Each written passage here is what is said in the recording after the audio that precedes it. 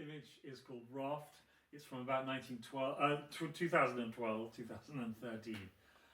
It's a three-part panel, a triptych, and it's a woodcut with monoprinting behind. So I painted the sea on a plate and then can transfer the image from the wooden plate. You can see all the grain of the wood onto some damp paper.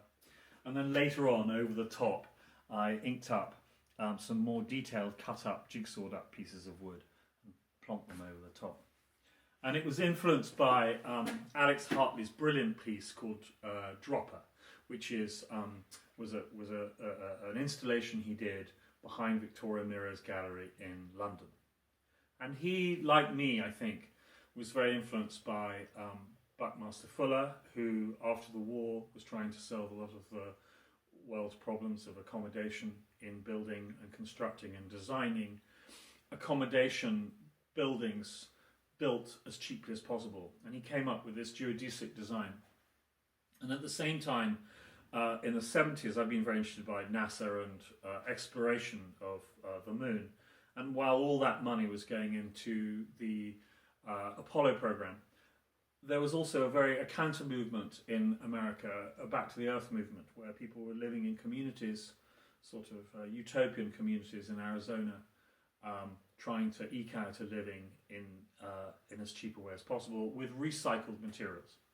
So a lot of my work is based around, subtly I hope, around these ideas of how we live on this planet, which is very important now because of this pandemic. And it's quite exciting that we're all quietening down at the moment. And as artists, this isn't unusual. It's just extraordinary that everyone's doing it now.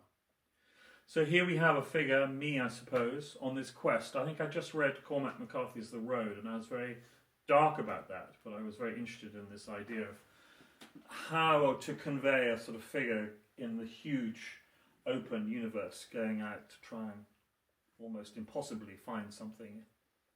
And a lot of my work's about love and loss as well. So I hope you get the feeling that he's kind of built this thing and stitched the thing together, and there are also other things going on that are peculiar, the warmth of the sea and the cold of the snow coming down on top of it.